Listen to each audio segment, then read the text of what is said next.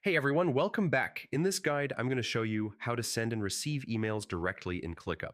This feature lets you manage communication and tasks all in one place, which is really handy for keeping projects organized.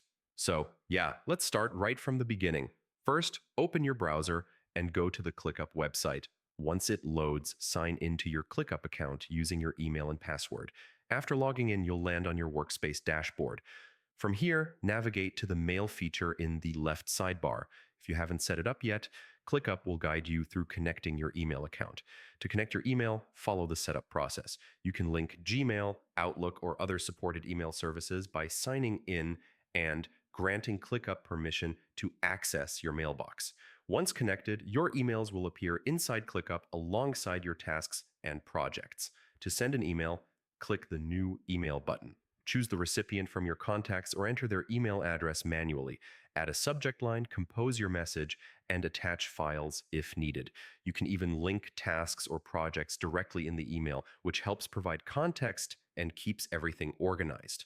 To receive emails, simply check your mail inbox inside ClickUp. Incoming messages will appear like a regular email client. You can reply, forward, or attach emails to tasks. This allows you to keep communication connected to the relevant project or task, which saves time switching between apps. Another tip is using automation with emails. You can create tasks from incoming emails automatically or link emails to existing tasks. This ensures nothing gets lost and your workflow stays streamlined.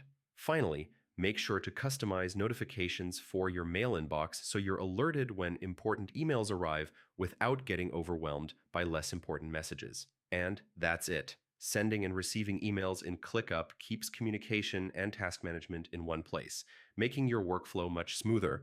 If you found this guide helpful, don't forget to like this video, share it with your team, and subscribe to the channel for more ClickUp tips.